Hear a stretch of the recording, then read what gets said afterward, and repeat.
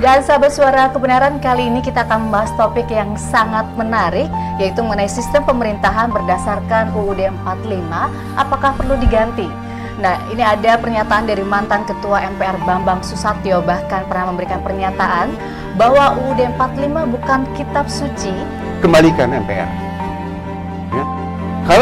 Kalau hak asasi manusia seperti yang dikatakan oleh Prof. Bambang itu, saya setuju. Karena relatif lengkap di situ tentang HAM. Mana lagi perlu diubah? Komisi Yudisial yang bikin sial para hakim. Ini harus ditata ulang. Ya. Jadi bagi saya perubahannya apa? Perubahannya terbatas. DPD, jangan lagi ada DPD. Kembalikan pada menjadi utusan daerah. Jauh lebih strategis ya, pada saat dia menjadi utusan daerah. Makanya saya ledekin DPD itu Dewan Pelengkap Derita. Ini sangat memalukan. Kita ini guru besar, profesor, doktor, tapi tidak bisa menghasilkan pemikiran yang cerdas. Bayangkan, tidak bisa. Kenapa?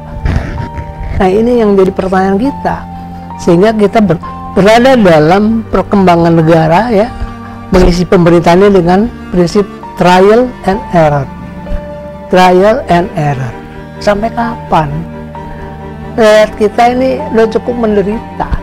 Kan udah di Orde Baru ada. Nah, waktu saya di Pansus Panja itu diperdebatkan sama anggota DPR. Malah dikit-dikit keluar terima telepon gitu. Mungkin ada pesanan dari luar ya. Terus supaya itu tidak ada pasalnya gitu loh. Mbak Putri, satu-satunya lembaga yang tidak punya undang-undang itu adalah lembaga presidenan. Menteri ada undang-undang kementerian, DPR punya undang-undang DPR 3, KAI punya undang-undangnya, MA punya undang-undang MA. Lembaga presiden yang disebut paling banyak di konstitusi kita, bahkan ada bab tentang kekuasaan presiden, pasal 4 ayat 1, presiden sebagai penyelenggara negara, itu nggak ada undang-undangnya. Ini kan bahaya. Senjata kami cuma menulis dan berbicara, itu saja yang kami punya. Sedangkan keputusan politiknya itu ya ada di parlemen, ya ada di pemerintah, di presiden atau di parlemen. Tetapi kita tidak boleh menyerah, ya, tidak boleh putus asa. Kita harus terus suarakan. Karena itu TV ini yang dipimpin Prof. Romli, Suara Kebenaran itu sudah betul. Kita harus terus menyuarakan kebenaran sampai suara kita habis. Suara kebenaran bergema di hati, menggapai cita, menghapus korupsi. Dengan ilmu dan kasih kita melangkah bersama, memajukan bangsa yang kita cinta. Bersama Adovi, bersama kita melangkah. Prof. Romli, pemandu kebenaran sejati. Suara kita takkan pernah padam. Bersama Rom, suara kebenaran.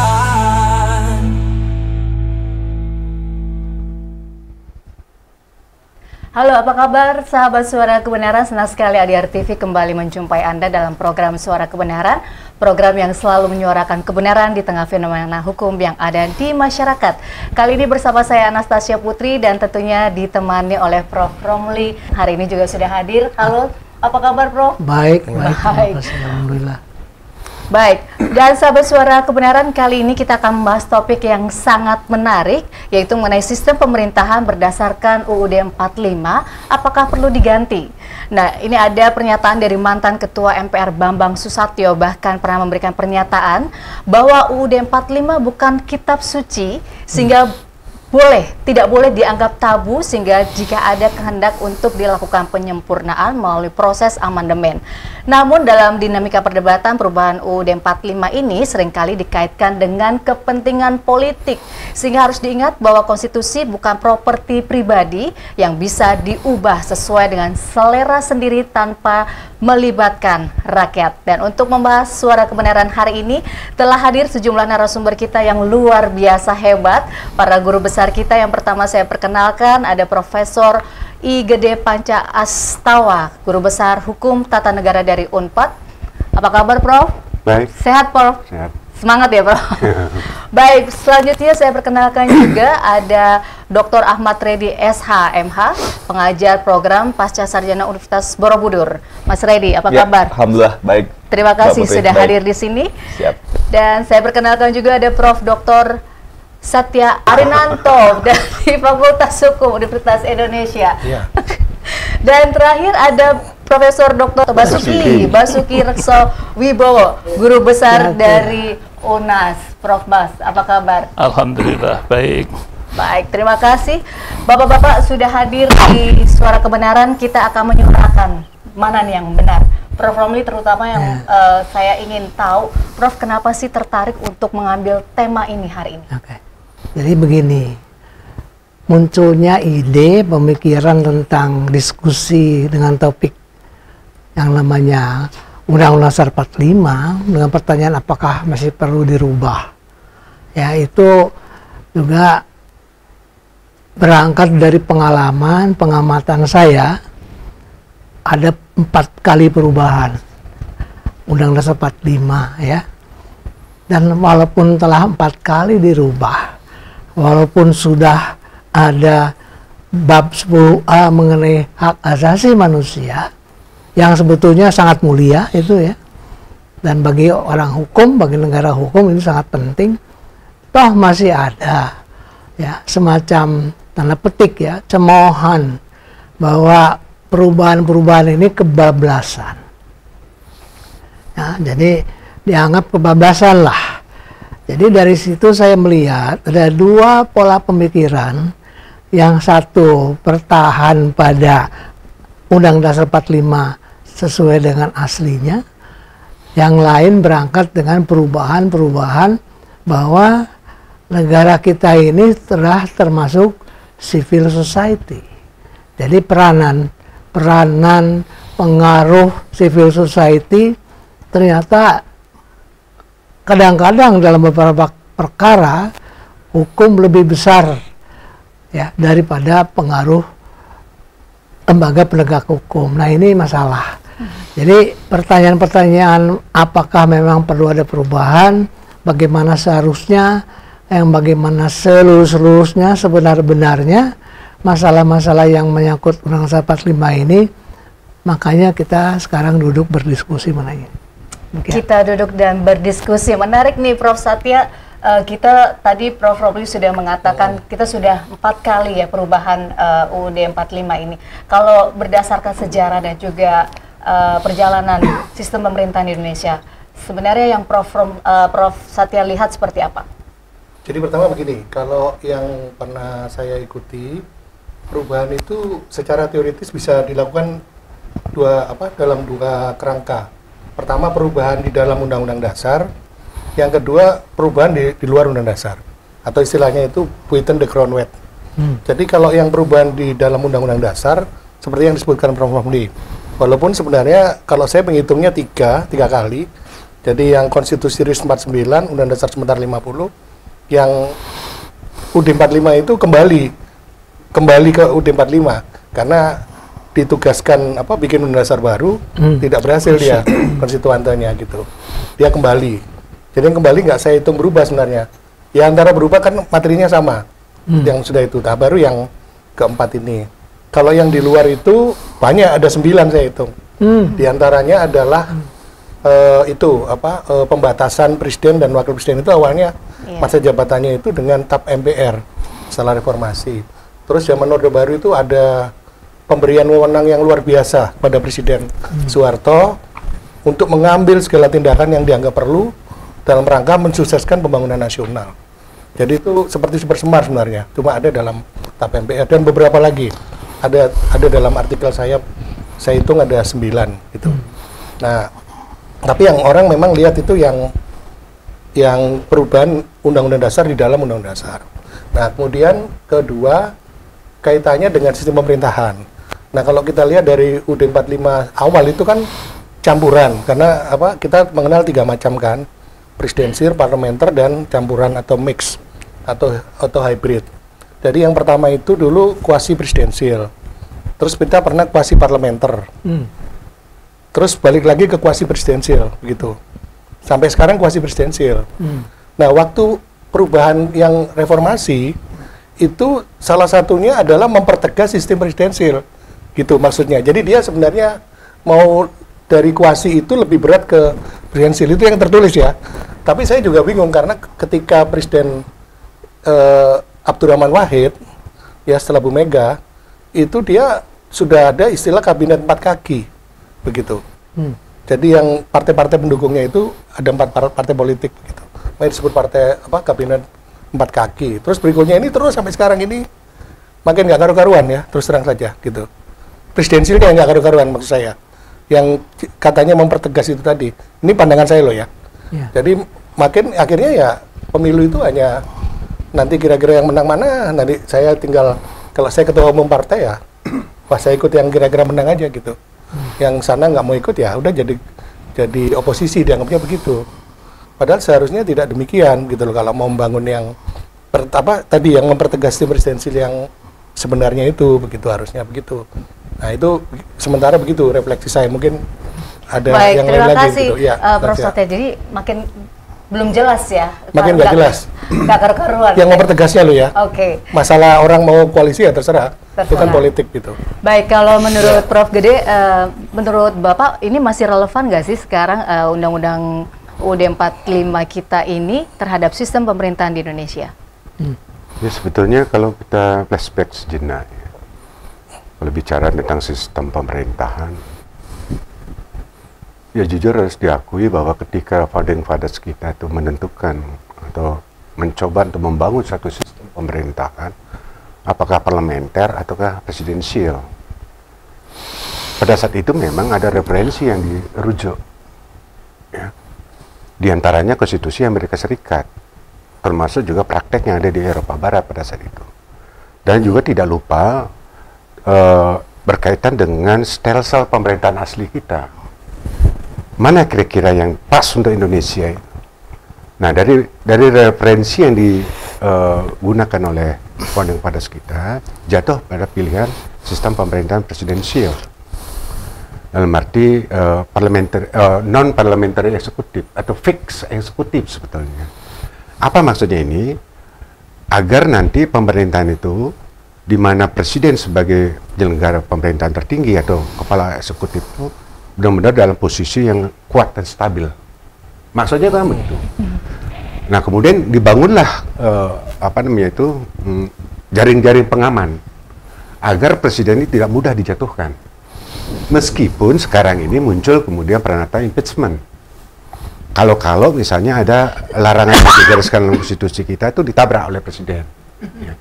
Tapi intinya sebetulnya saya lihat pemikiran founding fathers ini tetap saja sampai sekarang saya berpandangan masih tetap sistem pemerintahan presidensial.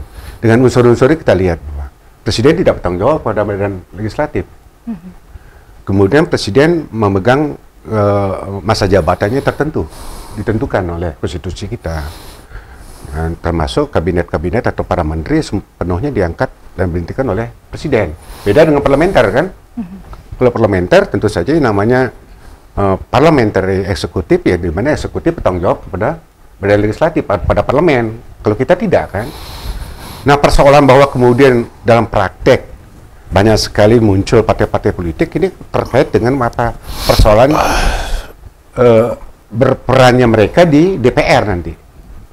Menjadi kekhawatiran kan di situ. Andai kata presiden terpilih misalnya tidak didukung secara politis oleh partai-partai koalisi atau banyaknya partai, tentu akan terganggu dia. Intinya sebetulnya di situ sebetulnya. Meskipun misalnya banyak yang katakanlah menjadi oposisi, tidak menyebabkan presiden itu jatuh. Tidak akan menyebabkan presiden jatuh. Karena apa? Yaitu inilah buah pikiran dari founding fathers kita. Dan saya nilai perubahan yang ada terhadap Undang-Undang Dasar 45 tidak mengubah sistem pemerintahan presidensial dalam pandangan saya gitu ya. Kalau misalnya perubahan-perubahannya lain, ada nggak yang masih perlu diubah sekarang? Kalau saya melihat ya, pada saat itu memang harus diakui karena adanya dorongan euforia, tidak hati-hati. Dalam arti apa? Tidak ada grand design pada saat itu. euforia perubahan ini menyebabkan banyak pikiran-pikiran founding fathers kita yang menurut saya itu jenial, artinya dikesampingkan. Misalnya saya ambil contoh, keberadaan MPR bukan tanpa alasan. Founding fathers kita itu membangun MPR sebagai institusi di mana tegas dikatakan situ MPR adalah pelaksana kedaulatan rakyat. Kenapa dikatakan demikian? Karena semua komponen yang ada dalam masyarakat kita tuh terwakili di MPR gitu loh. Beda dengan DPR. DPR itu political representation, dia hanya mewakili kelompok politik saja. Sementara di MPR ini selain dia DPR masuk sana, juga ada perwakilan dari daerah. Ada utusan-utusan golongan, ya. Dan tentu saja semuanya ini mencerminkan representation, fungsional representation. Ya. Jadi ada maksud sebetulnya. Cuma sayang sekali, mungkin karena ketidakhati-hatian didorong oleh euforia ini, banyak pikiran-pikiran founding fathers kita tuh dihilangkan. Misalnya apa? Kenapa ada GBHN pada saat itu? Nah, ini dihilangkan. Kemudian kenapa presiden dan wakil presiden dipilih oleh MPR? Ada maksud. Jangan kemudian karena praktek penyimpangan yang ada pada masa pemerintahan Orde Baru, ini yang menyebabkan, loh kok MPR-nya keberadaan MPR itu degradasi. Kewenangannya juga dihilangkan, tidak lagi menetapkan GBHN. Kita juga punya blueprint pembangunan. Semuanya kembali kepada apa yang dikampanyekan oleh presiden, kan? Menjadi tidak jelas arah negara ini mau kemana gitu loh. Kita kan punya blueprint. Kemudian maksudnya itu dipilih presiden itu dan wakil presiden dipilih oleh MPR, maksudnya apa? Karena bagaimanapun juga MPR itu adalah mewakili kehendak rakyat. Kalau saya berpandangan betulnya bisa saja dibangun satu konvensi, digelar pemilu secara nasional. Siapapun partai pemenang pemilu di tingkat nasional, MPR tinggal ngetok palu saja, ya. Di sini peran MPR tidak ada ya? Karena nyambung dengan kedaulatan rakyat. Ya. Lah itu kehendak rakyat kok. Partai pemenang pemilu pimpinan jadi presiden, MPR itu tinggal ngetok palu saja.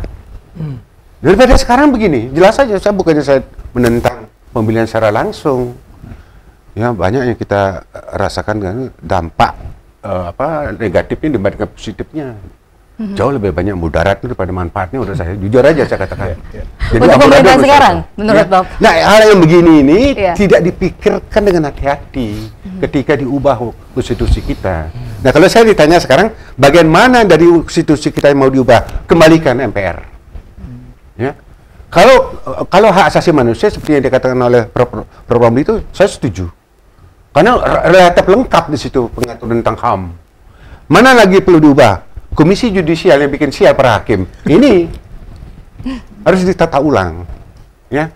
Jadi bagi saya perubahannya apa? Perubahannya terbatas. DPD jangan lagi ada DPD, kembalikan pada menjadi utusan daerah, jauh lebih strategis dia. Pada saat dia menjadi utusan daerah, dia menentukan kebijakan di level nasional sebetulnya dibandingkan sekarang. Makanya sering saya ledekin DPD itu Dewan Pelengkap Derita. Nggak ada kerjanya. Habisin anggaran. Habisan anggaran, benar. Jadi yang mana yang perlu diubah terbatas. Iya. MPR, terutama MPR. Presiden juga kembalikan dipilih oleh MPR. Itu menurut saya. Gitu. Iya. Ini sangat keras juga nih. Ya, saya ngomong apa adanya. Baik, statement dari Prof. Dede. Kebenaran. Nggak apa-apa, memang betul. Kita menyuarakan kebenaran. Kalau pandangan dari Prof. Basuki gimana? Ya, pertama saya ingin mengomentari pilihan topik ini. Ya, pilihan topik ini sangat menantang dan provokatif ya. Bertolak dari realitas praktek penyelenggaraan kenegaraan dan pemerintahan makin jauh dari apa yang fondasinya diletakkan oleh the founding fathers ya. Beberapa kali Indonesia melakukan eksperimen ya, mulai dari demokrasi parlementer, kemudian dekret kembali demokrasi terpimpin. Soeharto menggunakan jargon demokrasi Pancasila yang sebenarnya itu ya demokrasi terpimpin plus gitu aja. Dan setelah reformasi mengalami beberapa kali amandemen terhadap Undang-Undang Dasar, toh tidak banyak menghasilkan perubahan yang signifikan untuk rakyat. justru makin jauh dari cita-cita the founding fathers. Nah, apakah apakah sistem pemerintahan Indonesia berdasarkan Undang-Undang Dasar 45 masih perlu? Saya jawab tetap perlu tentunya, karena itu adalah komitmen dari the founding fathers. Tinggal bagaimana amandemen, apakah diperlukan amandemen kelima dengan berbagai penyempurnaan, ataukah seperti gagasan sementara pihak kembali ke Undang-Undang Dasar asli 45 melalui dekret. Ya, persoalannya Presiden Prabowo berani nggak melakukan dekret? Itu persoalan politik ya. Karena saya melihat semua bermula dari sistem kepartaian dan sistem kepemiluan yang membuat pemerintahan menjadi tidak sebagaimana diharapkan. Saya termasuk yang tidak sepakat dengan pemilu langsung. Ya. Rakyat dilibatkan secara langsung, masuk bilik suara, yang kemudian entah siapa yang dipilih itu seperti apa, apakah aman atau tidak, dia tidak pernah tahu lagi. Belum lagi praktek-praktek money politik. Sehingga dengan model kepemiluan seperti itu ya menghasilkan pemimpin-pemimpin yang memburu rente seeker, dia ingin balik modal. Pemimpin-pemimpin yang bermental kleptokrasi, dia mentalitas pencuri. Bagaimana dia bisa memanfaatkan jabatannya untuk memainkan semua kewenangannya untuk mendapatkan keuntungan, yang itu ditopang oleh oligarki yang menjadi pohir daripada calon-calon pemimpin itu. Ini harus menjadi keprihatinan kita bersama, ya. Dan ini butuh apa ya namanya taubatan nasuha lah ya, dari semua penyelenggara pemerintahan dan kenegaraan ini. Kalau tidak, kita tidak bisa membayangkan ke depan seperti apa bentuk republik ini. Ini satu keprihatinan saya. Dan karena itu pilihan topik ini marilah kita gunakan untuk menyumbangkan pikiran-pikiran kita untuk bangsa kita Indonesia ke depan lebih baik lagi. Itu pandangan saya. Ini juga keras juga ini ya, Prof. Romli. Nggak apa-apa. Tidak setuju dengan pemilihan langsung karena akan menghasilkan pemimpin yang balik modal tadi. Ya, ini Mas Reddy. Gimana ini pandangan Mas Reddy juga terkait dengan topik ini? Ya, kita dari diskusi ini paling tidak bisa menyimpulkan sebuah pertanyaan, Mbak Nastasia, konteks ontologis. Setelah 25 tahun lebih kurang, kita reformasi dan kemudian bersepakat negara ini mengubah konstitusi, apa yang kemudian negara ini dapatkan dari perubahan konstitusi terakhir di tahun 2000? Pertanyaannya adalah, apakah kemudian konstitusi yang kita ubah itu kemudian memberikan manfaat sebesar-besar makmur rakyat atau tidak? Nah, dalam konteks itu saya berusaha menjawab dengan 4 pendekatan. Bahwa konstitusi kita itu ada masalah karena pertama ada law making process problem. Ada permasalahan pembentukan ketika konstitusi ini diamandemen mulai dari tahun 98, 99, 2001. Yang kedua adalah masalah implementation problem. Yang ketiga ada masalah interpretation problem. Dan yang keempat adalah capacity problem. Kita urai dari soal pertama. Soal pertama adalah ada masalah law making process problem. Misalnya kita bedah di pasal 4 ayat 1 Undang-Undang Dasar. Pasal 4 ayat 1 itu mengatur bahwa presiden sebagai pemegang kuasa pemerintahan. Jelas dia sebagai pemegang kuasa eksekutif. Nah, tapi dalam konteks hari ini, ya kan, pasal 4 ayat 1 itu menjadi dasar pijak secara formal untuk melahirkan perpres. Jadi kalau kita tanya, dasar pembentukan perpres apa? Pasal 4 ayat 1. Nah, ini perpres ini dianggap sebagai sebuah produk hukum yang dalam konteks pemerintahan negara ini juga menjadi diskusi. Itu yang pertama. Contoh misalnya pasal 4 ayat 1. Kemudian soal implementasi tadi sudah banyak disampaikan oleh oleh Prof. Gede. Banyak pasal-pasal di Undang-Undang Dasar dalam konteks implementasi ini tidak sesuai dengan nawacitanya. Misalnya adalah ketika kemudian GBHN dihapus, ini menciptakan kegaduhan luar biasa dalam konteks grand design bangsa. Hari ini kita mau kemana itu nggak jelas. Presiden Jokowi dengan nawacitanya. Kemudian sekarang Presiden Prabowo dengan astacitanya. Sebelumnya Pak SBY dengan konsep misalnya MP3EI, Master Plan Pembangunan Ekonomi Indonesia. Bubar semua. Jadi tidak ada keberlanjutan, tidak ada kelangsungan. Jadi secara sporadik tiap 5 tahun kita merubah visi negaranya. Jadi mau kemana ini nggak jelas. Padahal dulu di masa Orde Baru ada GBHN yang suka tidak suka mau tidak mau Presiden Soeharto dibantu oleh MPR, yang melalui pendapat MPR, jelas negara ini dalam konteks realita mau ngapain. Tahun ini kita berdaulat pangan, tahun ini kita berdaulat energi, tahun ini kita bicara mengenai kesehatan, tahun ini bicara pendidikan. Jelas negara ini di mana. Sekarang ini kita nggak jelas mau ngapain. Jadi kalau ditanya anak-anak sekolah kita, mahasiswa kita, bangsa ini mau kemana sih? Oh, Indonesia Emas 2040, 2045. Apa Indonesia Emas 2045? Tidak jelas. Nah, ini yang saya kira memang bangsa ini harus kehilangan arah. Disertasinya Pak Bambang Susatyo dibimbing oleh Prof. Gede misalnya kaitan dengan PPHN ya, Prof. Beliau mengusulkan ada PPHN, program pembangunan nasional, pokok-pokok pembangunan nasional, haluan negara. Jelas di situ negara ini mau ngapain. Jadi 5 tahun misalnya kita berdaulat konteks hilirisasi mineral, itu jelas siapa berbuat apa, bagaimana dan mengapa. Jelas itu dalam konteks GBHN. Itu yang konteks implementasi. Belum lagi ada lembaga-lembaga negara yang menurut saya tidak hanya malfungsi, Mbak Putri, tapi disfungsi. Ya, malfungsi itu kan ada penyelewengan. Ini disfungsi. Ya, tidak bisa bekerja dalam konteks menjalankan kedaulatan rakyat. DPD misalnya. Ya, pertanyaan esensi saya, untuk apa DPD dibentuk? Karena ya dia hanya dalam konteks lawmaking proses saja, dalam konteks pembentukan undang-undang pun dia anak tiri. Dia bukan lembaga pembentuk undang-undang. Jadi pemerintah DPR mau ngajak ya silakan gitu kan. Dan hampir seluruh inisiatif RUU itu ya pemerintah dan DPR. DPD itu nyaris ya dalam konteks saya, dalam konteks tata negara tidak berfungsi sama sekali. Beban negara luar biasa dikeluarkan ke sana, merekrut anggota DPD itu cost-nya luar biasa, political cost, social cost-nya tinggi. Itu saya kira harus dibenahi DPD itu. Prof. Gede sampaikan, sudah masuk ke masa lalu. MPR itu ada 3, ada utusan partai politik, yaitu DPR, ada utusan golongan, dan ada utusan daerah. Itu lebih baik. Jadi yang jadi anggota DPD itu memang anggota urusan golongan itu memang orang-orang punya kapasitas, kapabilitas yang representatif dari rakyat. Ya sekarang ya oligarki. Yang jadi anggota DPD anaknya gubernur gitu kan. Yang jadi anggota DPD anaknya wakil gubernur. Yang memang pendekatannya di money politik, ya kan? Pendekatannya adalah pendekatan kekuasaan. Dan ini bahaya bagi masa depan anak cucu kita. Soal KY misalnya Komisi Yudisial. Suka tidak suka, mau tidak mau, KY ini hanya berfungsi untuk mengusulkan calon hakim agung ke DPR. Ya, fungsi pengawasan sebenarnya sudah ada di internal, ada badan pengawas yang lebih efektif dan efisien. KY nggak berani melakukan proses pemeriksaan terhadap hakim-hakim. Tidak ada, nyaris tidak ada saya kira temuan-temuan dari KY yang kemudian membuat perbaikan terhadap kode etik dan perilaku hakim.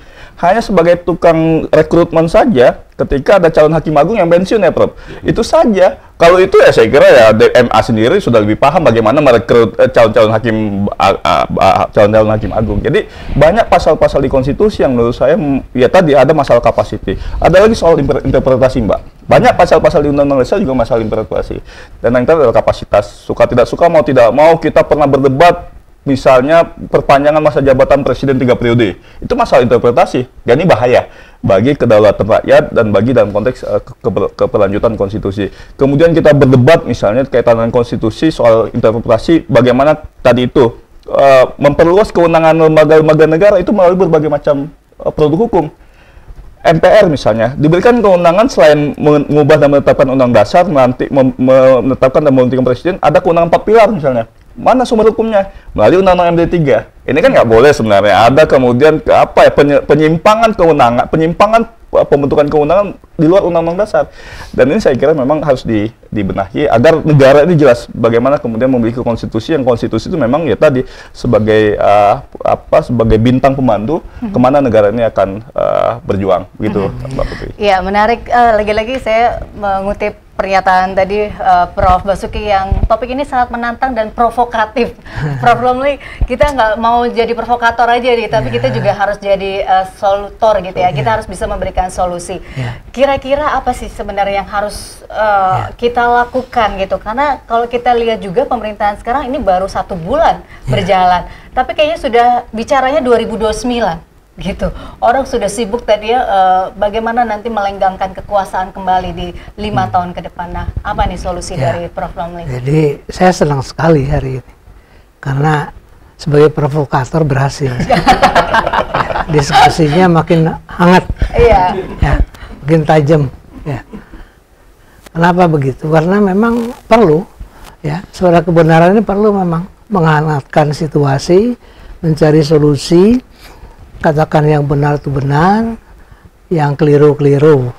Tapi dari pembicaraan tadi, kesimpulan saya ini sementara belum solusi, ya, ada apa bangsa ini? Ya. Kenapa yang pola pikirnya zaman bahula, founding fathers kan zaman bahula, yang belum ada abad teknologi, pengetahuan masih terbatas, kok bisa meletakkan dasar-dasar negara yang kokoh, ya kan? Kok bisa gitu? Kita generasi yang dididik mengisi kemerdekaan saja tidak mampu, ya. Makanya yang paling berat mengisi kemerdekaan daripada memerdekakan. Saya ingat Soekarno, ya, pernah mengatakan dalam bukunya itu Bendera Revolusi, yang paling berat nanti adalah melawan bangsa sendiri. Ini kenyataan ini. Ya. Pak Soekarno bukan paranormal. Tapi beliau bisa melihat, ya, kondisi bangsa yang acak-acakan. Ini sangat memalukan. Ya. Kita ini guru besar, profesor, doktor, tapi tidak bisa menghasilkan pemikiran yang cerdas. Bayangkan, tidak bisa. Kenapa? Nah, ini yang jadi pertanyaan kita, sehingga kita berada dalam perkembangan negara, ya, mengisi pemerintahannya dengan prinsip trial and error. Trial and error. Sampai kapan? Rakyat kita ini udah cukup menderita. Penduduk miskin kita 30% lebih. Bocornya anggaran 35%. Bayangkan itu. Jadi sejajar untuk kemiskinan, bocornya anggaran, korupsi itu. Ada apa? Tambah lagi diperkosa dengan oligarki, dinasti keluarga, dinasti politik. Makin parah kita. Ya. Jadi ini yang menjadi keprihatinan kita. Kita bisa mengatakan sesuatu. Mudah-mudahan kita didengar pemerintah. Kebetulan presiden kita yang sekarang ini, Prabowo Subianto, kelihatan dari buku putihnya itu memang serius, ya, untuk menata kembali bangsa ini dengan lebih baik.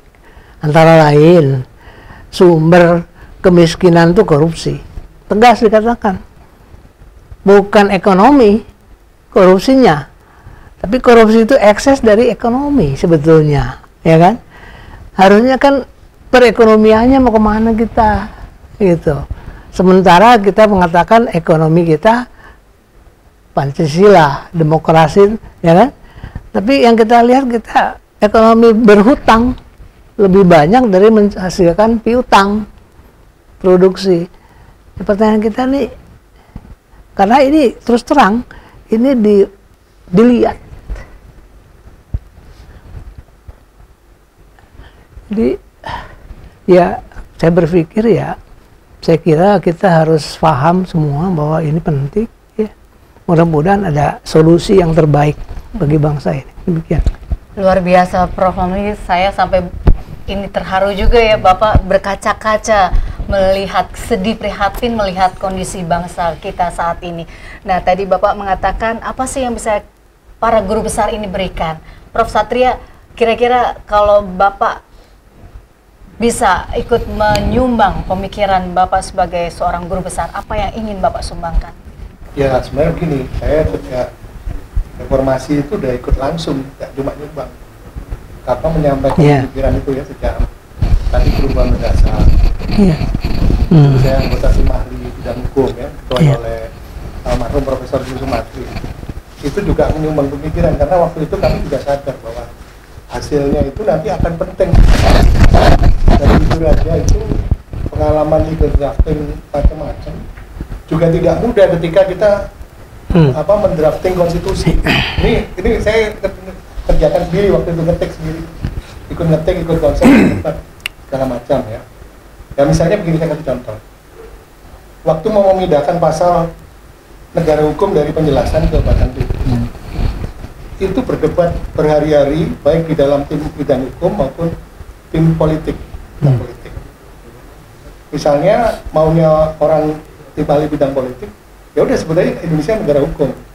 Tapi tim ahli bidang hukum takut nanti ada seperti di Jerman pada masa Nazi, di mana sebenarnya negara hukum itu kamuflase aja, karena apa, Hitler itu menyalahgunakan paham positivisme bahwa kalau suatu peraturan sudah diundangkan itu harus dianggap adil gitu. Jadi perlu kata sifat lah. Nah itu juga perdebatan lagi. Kata sifatnya nanti malah lebih dilaksanakan daripada yang negara hukumnya. Itu kan banyak kita dulu. Seperti kata demokrasi. Demokrasi terpimpin. Terpimpinnya yang lebih dilaksanakan daripada demokrasinya gitu. Nah, akhirnya yang sekarang ini jadinya pasal 1 ayat 3. Tapi itu perdebatannya panjang sekali itu. Saya ngalami dan ikut ngetik dan ikut berdebat juga gitu. Nah, kemudian jadi akhirnya ya mungkin tadi yang dikeluhkan para guru besar ini juga Pak Dr. Edi adalah karena itu sudah bertahun-tahun ditahan perubahan itu. Masa Orde Baru itu malah ada menteri yang mengatakan kalau mau merubah Undang-Undang Dasar 45, langkai dulu mayat saya. Gitu. Ya sekarang bisa dilangkai kan udah meninggal. Gitu. Ini cek ya, kami yang dilangkai. Tapi dulu nggak berani gitu. Ya. Jadi orang udah mau ini diperbaiki, ditahan, ditahan. Munculnya yang seperti itu. Ya misalnya begini, dulu itu utusan daerah. Utusan daerah itu ketuanya itu otomatis gubernur. Ya, gubernur macam-macam, anggotanya itu milihnya itu ya ngawur juga dulu begitu loh. Yang mewakili utusan daerah itu boleh ditanya sama provinsi yang ada di tata negara misalnya gitu. Makanya kita bikin DPD diperdebatkan dulu. Waduh nanti ini bicameral apa gitu. Ada yang nggak setuju DPD terlalu kuat terus terang waktu itu. Akhirnya diberikan yang terkait dengan kewenangan daerah. Hanya di dalam pasal 22D. Ada backgroundnya itu. Misalnya begitu. Terus juga lembaga-lembaga lain lah waktu itu banyak yang berebut masuk ke Undang-Undang Dasar. Karena kalau masuk Undang-Undang Dasar kan jadi lembaga negara. Begitu. Ombudsman misalnya waktu itu diusulkan masuk, tapi akhirnya nggak masuk. Jadi jadi undang-undang. Terus Gus Dur bikin komisi dulu dengan kepres, kemudian baru berkembang jadi undang-undang. Begitu. Jadi ada backgroundnya begitu. Pemilu kenapa langsung? Ya karena dulu kita semua tahu lah pemilu Orde Baru. Ya, misalnya pegawai negeri. Kita dikumpulkan itu nggak boleh nyoblos di tempat lain. Golkar dan kampus dan harus nyoblos Golkar. Kalau nggak ketahuan, nggak tahu dari mana gue bisa tahu itu. Gitu. Ya. Malah waktu itu saya mengalami di kampus UI itu para guru besar itu zaman itu ya guru-guru saya dikumpulkan di Balerung yang buat wisuda itu. Yang natar itu dari apalah petugas dari panitia pemilihan di Depok waktu itu begitu. Jadi guru besar diceramai tentang pemilu begitu ya. Jadi nggak ada yang dengerin pada ngobrol minum gitu, ngerokok gitu. Jadi tapi itu arahnya sebenarnya waktu itu ya Golkar milihnya gitu loh. Nah itu kita benahi kan. Jadi dengan pemilih langsung gitu. Termasuk yang DPD karena DPRD utusan daerah tadi dulu seperti itu caranya gitu loh. Dan gagasan DPD itu juga pernah dulu ada zaman Orde Lama ada Dewan Utusan Daerah, tapi nggak jadi waktu itu. Nah itu yang kita wujudkan, cuma terus bentuknya ini yang jadi perdebatan, jadi keluarnya mungkin tidak seperti yang diharapkan gitu loh. Nah kalau mau dibubarkan, ya saya juga setuju, gitu. Tapi begini masalahnya, kalau mau mengubah secara parsial tidak mudah, DPD itu udah pernah mau dirubah ya. Waktu itu saya timali DPD nih, ini kenyataan real ya. Saya timali DPD sejak masa ketua pertama, ketua kedua, sampai ketiga ingat saya. Dari masa Pak Ginanjar. Itu rumuskan bagaimana merubah pasal 22D. Udah lobby udah disetujui melewati ketentuan pasal 37. Prasyarat pertama sudah terpenuhi. Tiba-tiba dicabut. Akhirnya nggak terpenuhi prasyarat pasal satunya itu. Dari pasal 37. Jadi nggak jadi perubahan. Jadi maksudnya, ada yang nggak setuju kalau DPD aja yang dirubah. Kalau DPD dirubah, maunya ini mau dirubah. Jadi dirubah semua nanti begitu. Itu yang sulit kalau parsial. Begitu. Pasti yang lain bargaining juga. Kan kalau kamu dikasih perubahan, kita minta juga gitulah kasarnya. Nah, ini. Nah, kemudian tadi ya saya mau meluruskan yang presidensial. Memang ada pendapat itu presidensialism itu has some variations. Jadi banyak variasi ya. Jadi kalaupun mau dibilang sekarang presidensial ya nggak apa-apa. Tapi yang saya dulu mengikuti maksud mempertegas sistem presidensial yang waktu amandemen ini yang sekarang sudah nggak karuan tadi saya bilang begitu. Kalau yang tujuan dari maksud perubahan loh ya, gitu. Jadi ini maksud perubahan. Kalau dibentuk masih dibilang ini presidensial ya bisa-bisa saja karena variasinya banyak gitu. Nah kalau ke depan, nah ini begini ya, dibikin undang-undang pilkada. Kebetulan saya timali pemerintah waktu itu. Kita masukkan pasal nggak ada dinasti politik. Jadi bolehlah misalnya gubernur anaknya nanti jadi gantiin. Ini nggak cuma anak kan, sekarang istrinya, istri pertama, istri kedua, gitu. Iya itu kenyataan di daerah di Pasuruan. Nah itu kita batasi. Waktu itu saya bantu dirjennya Pak Profesor Johermansyah Johan. Jadi saya, Prof. Siti Zuhro, dengan Dr. Kristiadi itu dari JSIS, sekarang anggota DKPP. Itu kami dijadikan tim ahli. Ikut rapat itu dengan di belakang menteri, di belakang Pak Gamawan ya waktu itu ya, Gamawan Fauzi, kita bisikin Pak Gamawan, bisikin Pak Johermansyah ya. Keluarlah pasal tentang itu tadi apa? Larangan dinasti. Iya. Teman saya yang gugat itu. MK. Oh iya, ke MK. Dikabulkan. Nah, gimana MK-nya gitu loh. Ada lagi, ini yang paling gampang mungkin ini Pak anunya Prof. Romli ini. Bahwa calon kepala daerah itu tidak boleh dipidana yang ancaman hukumannya melebihi 5 tahun. Itu pasal kan udah di Orde Baru ada. Nah, waktu saya di Pansus Panja itu diperdebatkan sama anggota DPR. Malah dikit-dikit keluar terima telepon gitu. Mungkin ada pesanan dari luar ya, terus aja. Supaya itu tidak ada pasalnya gitu loh. Jadi saya udah ngotot, terus saya waktu itu, saya ajak gini deh, ini orang tata negara, saya ajak almarhum teman saya Dr. Rudi Satrio, udah meninggal, ahli pidana. Coba jelaskan maksudnya ancaman minimal 5 tahun itu apa gitu loh.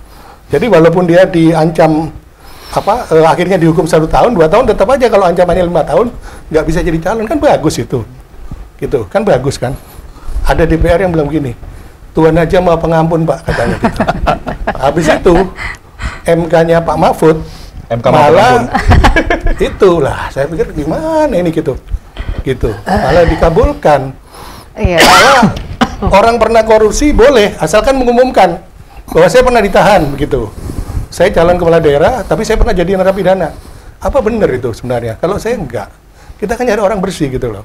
Jadi maksudnya kalau tanya kontribusi ya, kalau saya udah berkontribusi walaupun mungkin nggak pernah dapat penghargaan apa-apa ya di belakang di belakang meja. Ya ada jabatan, tapi kan maksudnya itu hanya apalah gitulah. Sudah mengikuti itu jabatan kan itu kan mengikuti, tapi yang konsep itu juga dirusak oleh lembaga-lembaga hasil reformasi. Sebut aja MK gitu. Ya, tadi udah saya sebut, malah ketuanya saya sebut. Gitu. Iya, Prof. Gede, saya juga mau tanya nih komentarnya Prof. Gede. Kita tahu sekarang pemerintahan Prabowo ini juga profesor, banyak juga nih guru besar yang sekarang akhirnya jadi menteri. Kalau termasuk Prof. Yusir juga ya, jadi menteri juga, Menko kalau nggak salah. Nah, bagaimana optimisme Prof. Gede terhadap pemerintahan Prabowo saat ini?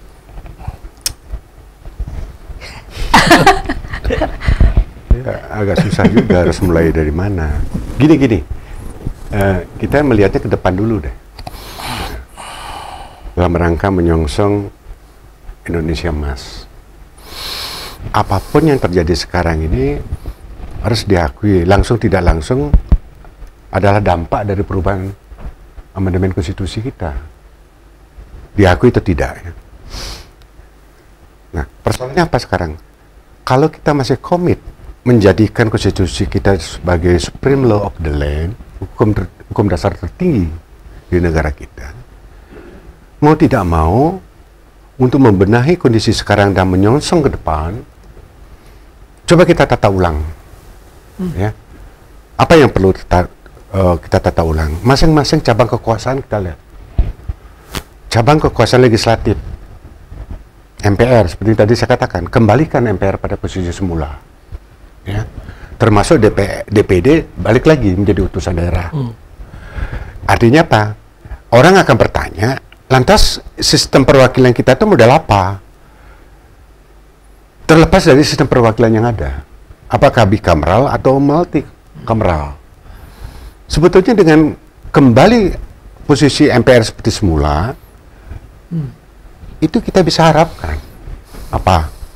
Pertama, kita memiliki blueprint pembangunan. Apa yang akan kita lakukan ke depan dalam rangka menyongsong Indonesia Emas. Presiden itu tinggal enak kok, karena sudah dirancang di situ. Apa yang akan dibangun, setiap bidang tercover di situ. Entah waktunya seperti Orde Baru 5 tahun, silakan. Dibandingkan sekarang tidak jelas sistem perwakilannya. Dibilang maksudnya tadinya adalah bikameral, ternyata keliru menurut saya. Kenapa? Rumusan bikameral dalam konstitusi kita tuh tidak seperti bikameral yang berlaku di Amerika Serikat. Amerika Serikat, badan perwakilannya adalah Kongres. Terdiri di 2 kamar. Kewenangan Kongres ini dilaksanakan baik oleh House of Representative atau oleh Senat.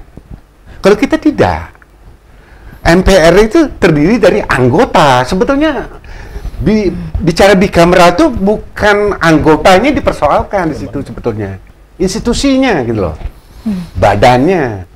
Mestinya dirumuskan MPR terdiri dari DPR dan DPD. Itu yang benar. Kelirunya yang sekarang ada situ, sehingga tidak jelas sistem perwakilan kita. Ketidakjelasan ini kita sudahi lah, balik lagi ke MPR seperti yang semula, dengan kewenangannya menetapkan GBHN, memilih presiden dan wakil presiden. Kalau kita ingin melihat satu perubahan yang lagi, tidak seperti yang sekarang dampak dari pemilihan presiden secara langsung. Ini kita bicara MPR ini. Dan sekarang eksekutif. Apa yang perlu ditata ulang? Nah, tadi Mas Radi juga udah nyinggung ketentuan pasal 4 ayat 1. Demikian juga pasal 5. Ya. Founding fathers kita bukan orang bodoh. Dia visioner kok. Kenapa kewenangan pembentukan undang-undang original power-nya ada pada presiden? Ada maksud itu. Kenapa? Pertama, founding fathers kita mengerti doktrin res politika, tidak dianut ini. Ya. Yang kedua, DPR ini biarkan dia hanya menjalankan fungsi controllingnya ke depan. Kenapa? Kalau diberikan fungsi legislatif dalam arti pembentukan undang-undang, lawmaking, dia akan kesulitan. Beda dengan di eksekutif. Karena itu orientasi founding fathers kita itu ke Eropa Barat. Apa? Eksekutif itu diberikan kewenangan untuk membentuk undang-undang. Ini dicabut. Original power pembentukan undang-undang diberikan kepada DPR. Nah, sekarang pertanyaan saya, satu periode DPR ini apa yang dihasilkan pembentukan undang-undang? Masih tetap eksekutif. Ya. Begitu juga kewenangan-kewenangan presiden banyak yang dipreteli. Apa urusannya BPK, anggota BPK itu direcok oleh DPR dengan fit and proper test? Apa yang terjadi? Ya begitu sekarang. Benar kata Prof. Basuki tadi. Pente. Iya. Karena dia harus mengeluarkan uang untuk terpilih. Iya. Dan nggak kira-kira loh, nggak kecil itu. Sehingga saya nggak heran kalau misalnya anggota BPK kena masalah. Kena masalah. Saya nggak heran. Berapa? Itu, ya itu karena fit and proper test oleh DPR ini. Ya berapa? 55. Mau banyak, saya nggak mau ungkap lah. Minimal 10 M. Minimal. 50. Ya minimal. Itu yang paling jelas. Lah ya. Begitu juga Hakim Agung. Berapa? Sama. Berapa hakim agung? Kenapa fit and proper test? Bukan fit and proper test, Pras. Apanya? Hakim agung Fit and berapa? proper Lah ya. fit and property test. Jadi hal yang begini ini termasuk misalnya apa? Kapolri. Nah, Ya. Ini itu kewenangan presiden kok mengangkat, mengudikan. Jaksa Agung sama. Ini digeser ke DPR. yang bebas ketua KPK. Pertimbangan sih itu. Ini yang begini-gini, ini jangan dianggap sepele loh. Dan ini menimbulkan dampak seperti sekarang ini. Penegakan hukum kita amburadul. DPR kita yang saya nggak mau ngomong lah. Sama-sama kita tahu lah. Ya. Nah, itu eksekutif nih. Presiden nih. Balikin lagi menurut saya. Berikan kewenangan. Kenapa? Memang ada maksud presiden itu diberikan kewenangan besar.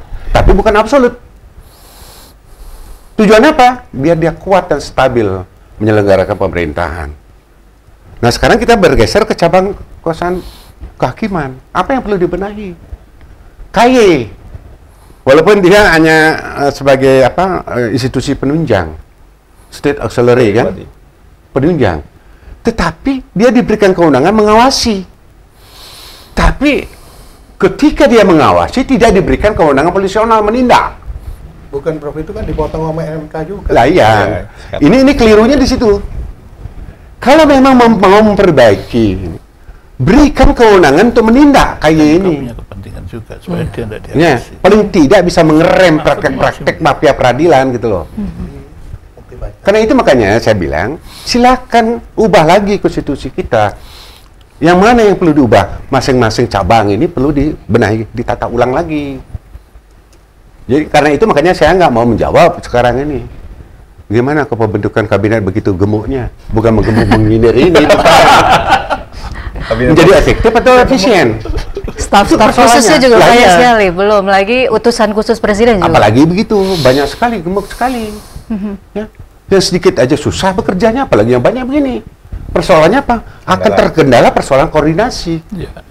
Masing-masing akan egonya akan keluar itu. Walaupun ada Menko, ini selama ini kurang gimana? Ya bagi saya, misalnya kalau dari sisi manajemen, mendingan miskin struktur kayak fungsi. Udah benar dulu kok. Lah ini yang sudah ada dimelarkan lagi. Kementerian Hukum dan HAM udah bener. Dipecah menjadi 3. Apa maksudnya gak ngerti saya. Dari 3 ada Menko-nya lagi. Prof saya lihat situ. Tapi kan sudah diakmil, biar ya kompak sudahlah. katanya. Saya nggak mau mempersoalkan itu ya. Karena itu makanya kalau ingin kita menata ulang lagi, membenahi lagi, kembalilah ya, ke Undang-Undang Dasar 45, tapi perubahannya terbatas. Baik. Itu penting menurut saya. Prof Bas, komentar Prof Bas apa ini? Tadi Prof juga punya punya jargon juga, fee and proper test gitu ya. Nah ini Fee and property. Bagaimana ini menghentikan fenomena ini seperti apa? Kayaknya susah banget ya. Iya, ya, apa namanya? Kami ini para akademisi, senjata kami cuman menulis dan berbicara. memang. Itu saja yang kami punya. Sedangkan keputusan politiknya itu ya ada di parlemen, ya, ada di pemerintah, di presiden atau di parlemen.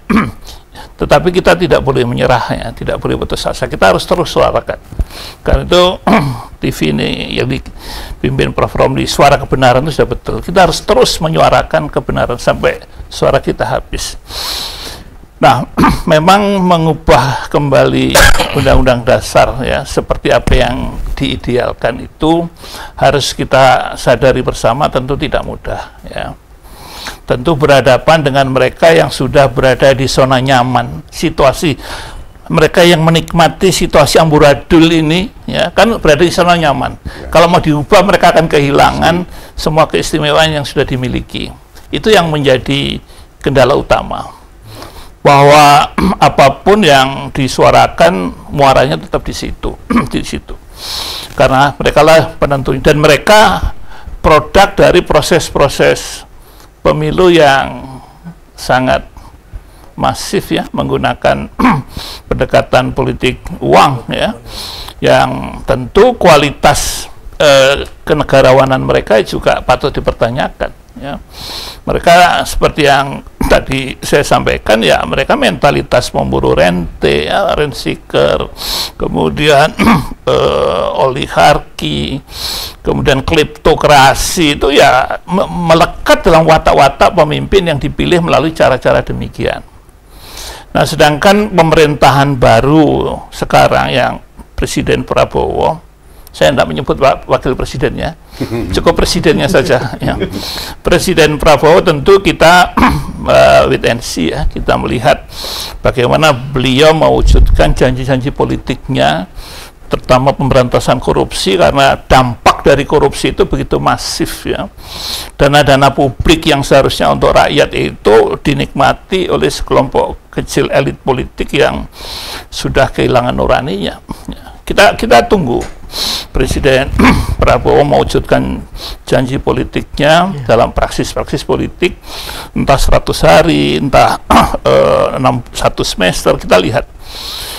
Dan kalau memang on the track, ya kita semua wajib mendukung, ya, wajib memberikan masukan. Tetapi ketika sudah bergeser ke arah keluar dari janji politiknya, kita wajib mengingatkan, ya, itu kewajiban kita sebagai warga negara, terutama sebagai akademisi, mengingatkan pemimpin kita untuk tetap berjalan di track yang sudah ditentukan sesuai dengan kewenangannya. Itu yang paling mungkin kita lakukan sebagai akademisi. Iya, saat ini kalau kita lihat tracknya menuju 2029 nih, Prof. Ya. Jadi rebutan itu masih tampak terlihat ya, apalagi bagi-bagi kekuasaan juga. Nah, bagaimana nih untuk tetap on the track selama 5 tahun? Ya, itu istilahnya makan baru 1 sendok sudah mau ambil piring lagi, ya. Itu orang Jawa bilang itu sedang gigi mongso itu, ya. Mendahului apa yang seharusnya belum saatnya. Nah, itu sesuatu yang kerja politik 5 tahun ke depan ini aja belum diwujudkan, tapi sudah membayangkan bagaimana 2029 yang menjadi presiden ingin lanjut, yang wakilnya ingin menggantikan, walau alam. Ini sesuatu yang sungguh tidak sehat untuk kehidupan politik kenegaraan yang baik, ya, sangat tidak sehat. Ya. Ibaratnya saya tadi itu ya makan baru 2 sendok sudah ngambil piring lagi. Atau kalau perlu ngambil piring ketiga. Ini sebuah keserakahan dalam politik yang luar biasa, ya. Karena politik kita ini politik mahal, orang baik, orang cerdas, orang jujur, tanpa modal dia akan tersingkir. Orang jahat, orang korup, punya duit, bisa membiayai semuanya, jadi itu yang terpilih sekarang ini, ya. Jadi orang baik belum tentu bernasib baik, ya, itu kuncinya. Dan ini harus kita suarakan, ya, dengan cara kita masing-masing, ya. Ya, bagaimana kemudian kita harus mengembalikan itu, orang baik ya harus baik gitu, mendapatkan posisi yang baik, tidak tersingkir. Ya, kalau sistemnya masih seperti itu, tidak akan punya peran, ya, tidak akan punya jalan untuk masuk, ya, tidak akan punya jalan untuk masuk, ya. Kita ambil contoh saja kemarin seleksi calon hakim agung, kan, ya, sudah terpilih sekian lama melalui proses panjang, ujung-ujungnya ketika di DPR tolak semuanya, mubazir, kan, ya, itu sesuatu yang absurd, ya, tapi itu terjadi, ya. Gimana komentarnya Mas Redi? Ya. Jadi tadi yang disampaikan oleh Rebas, kan 3, Mbak, ada soal isu pemburu rente, rent seeking, kemudian juga dalam konteks ini adalah tidak adanya good corporate governance, ya. Karena masalah sistematis yang muaranya kalau kita diskusikan ya tadi ketiadaan GBHN itu salah satunya. Ini menjadi masalah, Mbak. Mengapa? Karena di tingkat daerah pun ada 38 provinsi, ada 500 kabupaten kota. Arah pembangunannya itu subjek suka-sukanya kepala daerah. Ya. Dan ini bahaya, ya kan, kepala daerah itu ya tadi dalam konteks yang ideal adalah dia hanya kemudian menjalankan apa yang sudah ada di pokok-pokok haluan negara. Jadi sukses atau tidak sukses kepala daerah itu adalah checklist program-program yang sudah ditetapkan oleh pemerintah pusat melalui MPR. Misalnya kaitan dengan makan siang gratis gitu, berapa persen rakyat makan siang bergizi gitu kan, kabupaten. Jadi hanya dalam konteks memastikan bahwa antara rencana dan realisasi itu seimbang. Nah, rencana itu di mana? Kita nggak ada nih. Ada yang namanya misalnya sekarang diklaim, kita kan punya RPJMN, rencana pembangunan jangka menengah, yang tiap 5 tahun tetap melalui perpres. Ya presidennya suka-suka, tiap 5 tahun berubah. Yang 5 tahun yang lalu itu Pak SBY misalnya pro-pur, pro-job, pro-environmental, kemudian habis di Nawacita.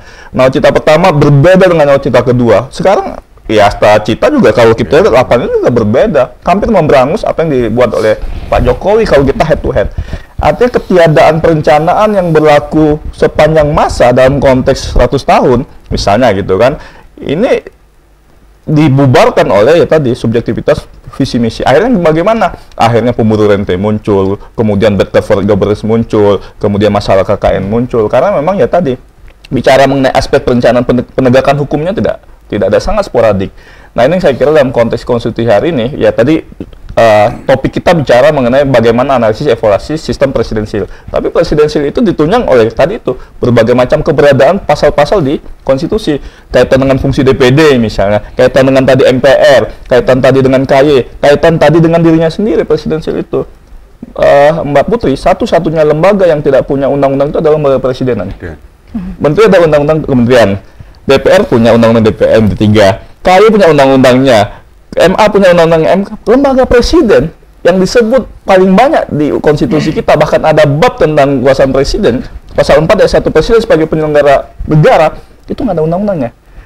Ini kan bahaya dalam konteks bagaimana kemudian presiden misalnya memastikan dalam pengelolaan negara berbasis subjektivitas dia sebagai penyelenggara negara. Nah, ini salah satu bentuk misalnya bahwa konstitusi kita ya yang disampaikan oleh Prof. Satya di masanya memang ini luar biasa.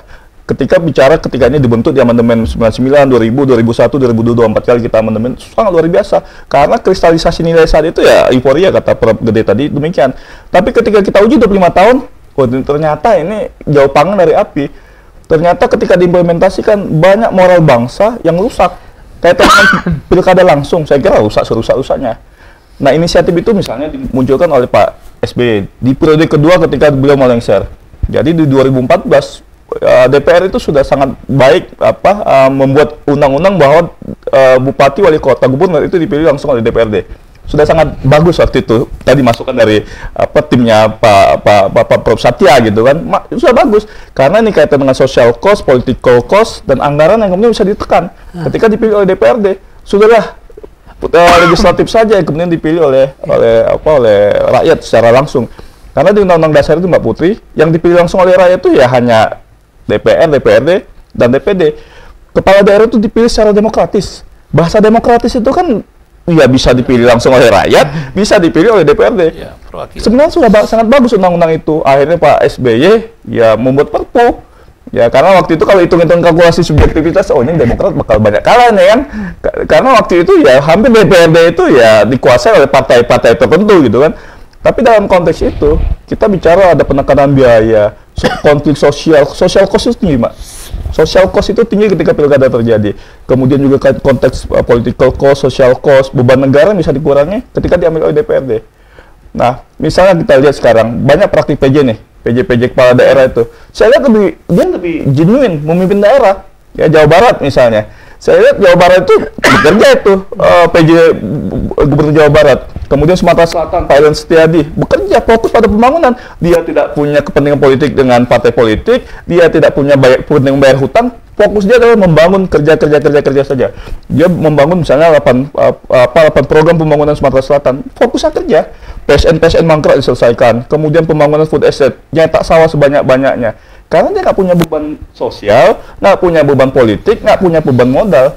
Karena dia ditunjuk oleh presiden secara langsung. Nah ini saya kira praktik misalnya gubernur itu dikembalikan saja lah, dipilih oleh DPRD atau bahkan dikembalikan ke dipilih saja tetapkan oleh presiden.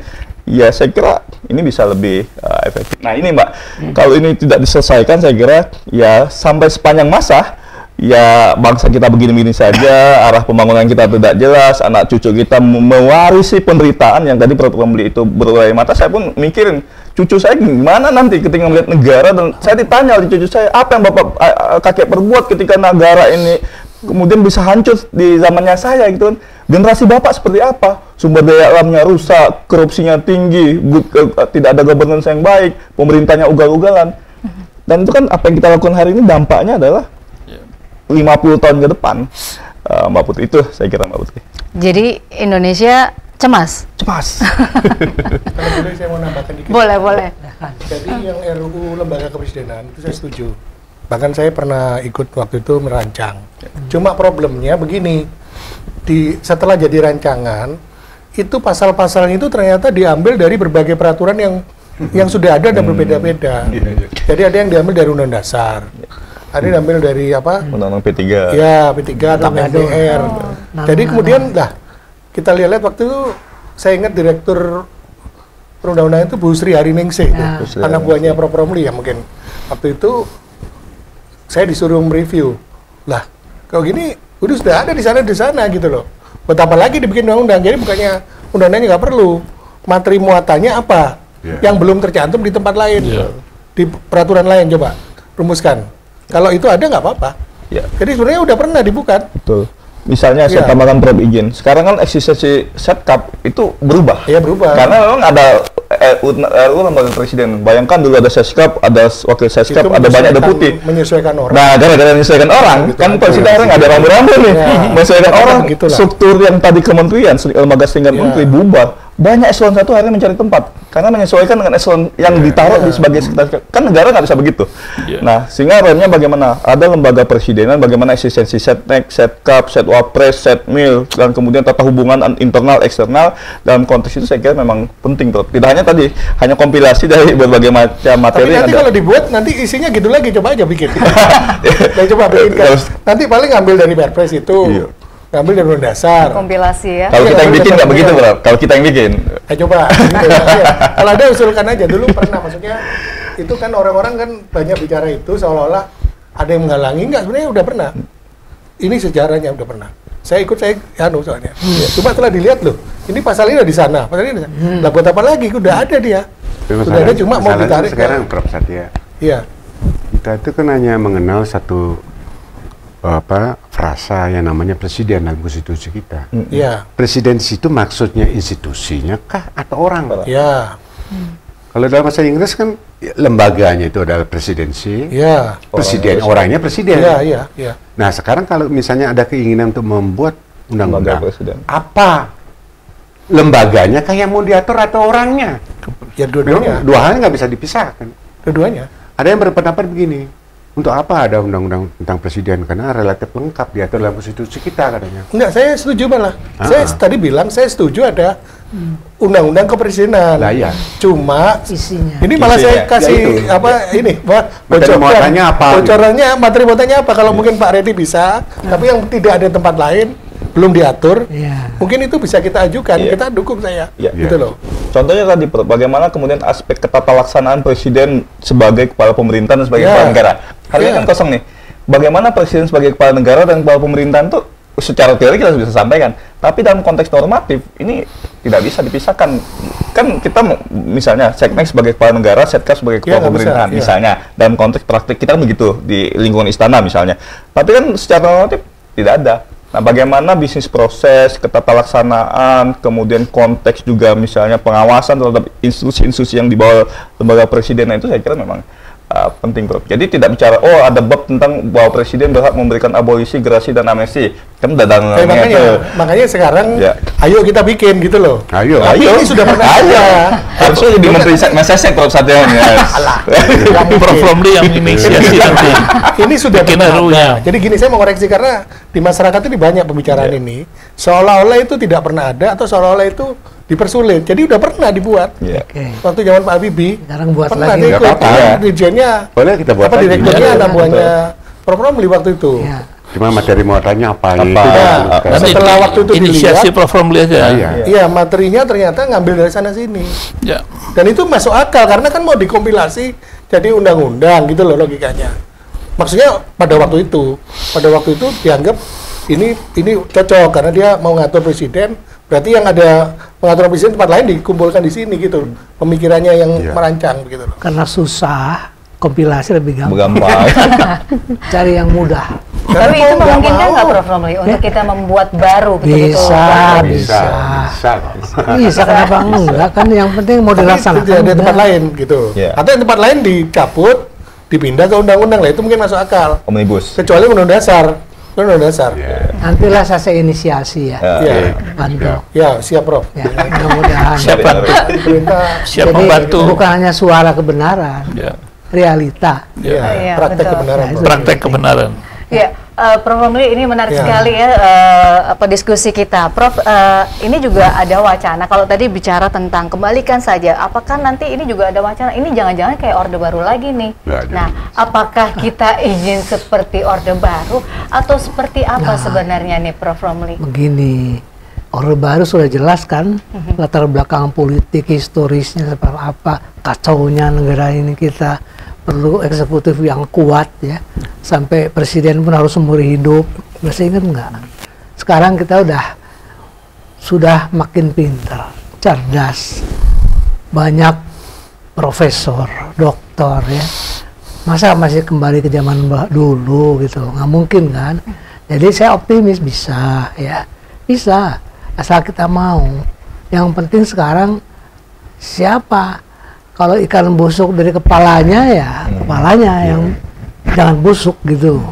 Ya artinya ya kita tentu kita punya harapan sepanjang kepalanya nggak busuk ya kita bantu gitu, ya kan? Nah caranya ya itu kita membuat semacam, karena kita inilah akademisi, membuat semacam proposal gitu kan, ajuan proposal pada pemerintah, apakah kepada presiden langsung, kepada menterinya dalam negeri dan semuanya, atau kita mau dalam bentuk seminar, FGD kan bisa, ya. Dari surat kebenaran hanya televisi kita lebih konkret lagi, maksudnya lebih besar, mudah-mudahan didengar. Tapi kalau memang kita sudah berusaha nggak didengar, budak gitu ya, ya sudah, itu hanya masyarakat yang bisa menilai. Tapi saya optimis bisa kok, ya. Mau kembali ke Undang-Undang Dasar 45 yang asli, mau ada MPR lagi yang dengan kewenangan yang sebegitu lengkap, alhamdulillah bisa kok, ya. Bisa, ya. Apalagi Bamsud, Bambang Susatyo sudah mengatakan tadi, bukan kitab suci. Tapi jangan karena bukan kitab suci, seenaknya aja diganti gitu aja. Harus jelas arahnya. Daripada sekarang ganti-ganti presiden ya sekarapnya dewe. Karena nggak ada yang dipegang, nggak ada dasar dia, ya kan? Jadi tidak ada kesinambungan kekuasaan. Tidak ada kesinambungan program. Ini bermasalah. Sedangkan anggaran 5 tahun, 10 tahun itu sudah habis bertriliun-triliun. Dengan presiden yang baru, anggaran baru lagi. Utang banyak. Nah ini masalah kita, kompleks ya. Jadi tapi kita harus tetap optimis, ya. Manakala pemerintah minta bantuan, ya kita harus siap. Demikian kira ya. Baik, terima kasih Prof. Romli. Baik, untuk menutup suara kebenaran kita hari ini, saya ingin masing-masing dari narasumber memberikan closing statement sekaligus solusi atas tema kita hari ini, sistem pemerintahan berdasarkan Undang-Undang Dasar 45 perlukah diganti? Saya mulai dari Prof. Basuki. Ya, tentu kalau ditanya demikian ya kita harus tetap dalam konteks Undang-Undang Dasar 45 karena itu fondasi yang diletakkan oleh the founding fathers. Tinggal bagaimana kita menyesuaikan dengan dinamika kebutuhan saat sekarang maupun saat yang akan datang yang bertumpu pada kepentingan sebesar-besarnya untuk kemakmuran rakyat. Itu intinya, closing statementnya. Baik, terima kasih Prof. Satya. Ya, itu yang inti tadi memang saya mau bilang juga pasal 33 itu dilaksanakan. Karena tadi ketika awal itu permasalahannya itu banyak yang justru bertentangan dengan pasal 33 tadi. Masalah oligarki, ya korupsi, kekayaan alam yang diperjualbelikan, sampai yang apa tadi disebut Prof. Romli, kebocoran anggaran pembangunan 30% itu yang mengatakan ayahandanya Pak Presiden pada tahun 93, Profesor Sumitro Jayadikusumo pada waktu itu. Beliau yang bilang kalau waktu itu zaman Orde Baru itu kebocoran anggaran itu 30%. Besan padahal. Yang bilang begitu. Beliau yang bilang, bukan kita. Jadi sekarang mungkin beliau bisa melihat kembali apa yang dikatakan oleh ayahanda beliau itu, gitu loh. Dari situ udah bagus kalau bertumbuh dari situ. Paling enggak titik tolaknya aja. Kalau mungkin menurut saya bisa juga lebih dari itu, 30% gitu. Baik, kembali ke pasal 33. Iya, 33. Baik, Prof. Gede.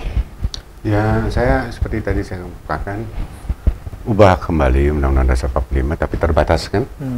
Tapi yang terpenting itu, kalau saya boleh mengutip dulu bunyi penjelasan, yang terpenting bukan konstitusi dalam arti yang tertulisnya, spirit, semangat para penyelenggara negara.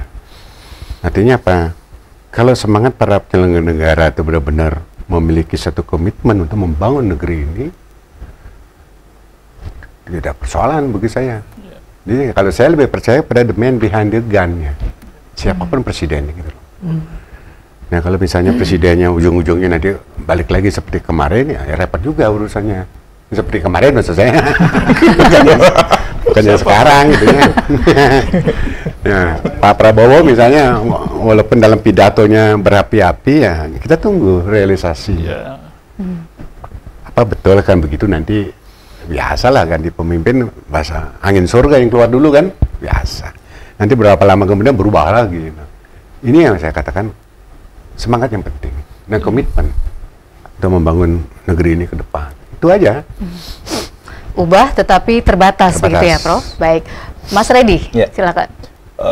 Sudah banyak riset, Mbak, sudah banyak tokoh yang mengatakan bahwa ya amandemen konstitusi itu adalah sebuah kepastian, keharusan. Dalam rangka apa? Dalam rangka memastikan negara ini memang adil, makmur, sejahtera, bahagia. Kalau kemudian tidak dilakukan, ya tadi antitesisnya ya kita kan seperti ini saja, rent seeking, kemudian juga korupsi, kemudian tidak ada good corporate governance, tata kelola penyelenggara negara juga ugal-ugalan. Nah, tinggal bagaimana kemudian political will dari pihak yang kemudian memiliki legal standing untuk mengubah, yaitu MPR. Nah, Pak Bamsud di periode yang lalu berkali-kali mewacanakan misalnya untuk melakukan amandemen konstitusi terbatas, khususnya bab PPHN misalnya. Tapi kan ini butuh konsolidasi nasional yang luar biasa, tidak mudah. Tapi bukan masalah mudah tidak mudah, tapi masalah komitmen kita untuk memperbaiki atau tidak memperbaiki negara ini. Saya yakin tadi disampaikan oleh Prof. Gede bahwa ketika para penyelenggara negara di MPR punya hati luhur yang bagus, hati nurani yang bagus, suci, bersih untuk memastikan bahwa negara ini harus kemudian kembali kepada tujuan berdirinya, maka saya yakin ya tadi perubahan undang-undang dasar itu bukan sebuah ilusi, tapi dia sebuah kepastian, gitu Mbak. Jadi amandemen konstitusi adalah sebuah keharusan. Ya. Dan terakhir penutup dari Prof. Roblik, kami persilahkan. Jadi menurut saya ya, perubahan konstitusi yang tadi disarankan oleh Prof. Gede dan yang lain di sini sangat baik ya. Tadi disinggung semangat ya. Memang menurut founding fathers tuh kalau tanpa semangat mereka utar-atir pasti. Nggak mungkin ada Undang Dasar 45 kan? Pasti semangat bersatunya ya kan? Semangat bahwa bangsa kita harus merdeka, lebih baik dari masa penjajahan. Nah, semangat ini masih adakah? Nah, pertanyaan. Yang saya tahu, yang saya lihat ya, 78 tahun kita merdeka ini, dari presiden pertama sampai sekarang, semangat kita sudah luntur, patriotisme kita sudah luntur oleh apa? Pengaruh-pengaruh liberalisasi asing. Jadi dengan liberalisasi itu seolah-olah kita punya hak dan kebebasan sebebas-bebasnya.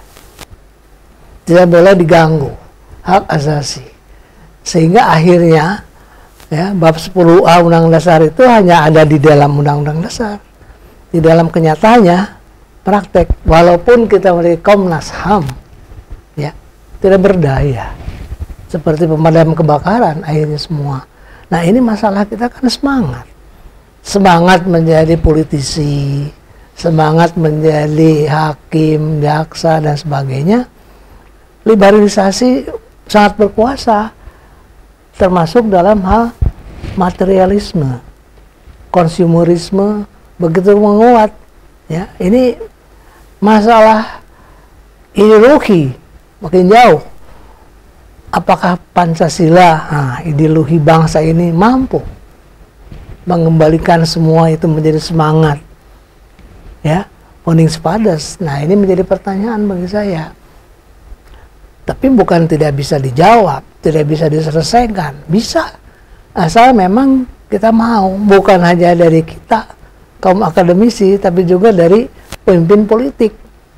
Pertama-tama harus difikirkan oleh mereka, apakah memang sudah wajar ya dengan alasan apapun bahwa kita memiliki partai, ada 13 partai, sedangkan sebelah tetangga kita Singapura semuanya aman-aman, adem, tentrem ya, tertib hukumnya luar biasa ya. Kalau kita ke sana itu buang sampah pun malu, seperti kemarin di Senayan itu Bolaan orang Jepang mengutin sampah. benar.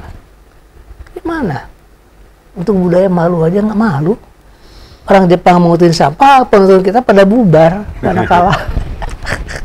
Nah ini, jadi buat saya ini tantangan besar bagi kita adalah moral bangsa kita. Dari mana mulai saya kira tidak lain dari keluarga, pendidikan yang terkecil ya, pendidikan sopan santun, kebiasaan, kesusilaan itu udah di sana. Sekarang keluarga kita sudah masing-masing kan, ya kalau kita lihat anak muda sekarang sudah berkeluarga, dia berpikir punya anak nanti dulu lah. Tapi saya juga ingin punya pekerjaan dong, ya namanya apa? Apa namanya? Kesamaan wanita dengan laki-laki itu namanya istilahnya ya emansipasi. Sehingga lupa tugas pokok Ya. padahal mereka pemimpin kita ini bisa menjadi besar di negara ya karena ibu tapi ibu sudah keluar dari hitahnya ya kan. Apalagi ibu kota udah gila. Ya, jadi ini saya lihat ada sesuatu yang cukup besar. Baik. Dan demikian. Terima kasih Prof. Romli. Jadi terus jaga semangat patriotisme. Itulah tadi pesan dari Prof. Romli. Demikian sahabat Suara Kebenaran, kita akhiri perbincangan kita kali ini. Terima kasih Anda sudah bersama kami dan tidak lupa juga terima kasih Bapak-bapak, para guru besar yang sudah hadir di Suara Kebenaran. Semoga nanti kita bisa ketemu dalam situasi yang lebih optimis lagi. Amin. Demikian program Suara Kebenaran hari ini. Jangan lupa untuk terus mengikuti update program Suara Kebenaran di setiap media sosial ADR TV. Saya Anastasia Putri undur diri bersama dengan Prof. Romli. Sampai jumpa di lain waktu. Ya. Terima kasih. Terima kasih. Alhamdulillah. Terima kasih ya. Suara kebenaran bergema di hati, menggapai cita, menghapus korupsi. Dengan ilmu dan kasih kita melangkah bersama memajukan bangsa yang kita cinta. Bersama Adopi, bersama kita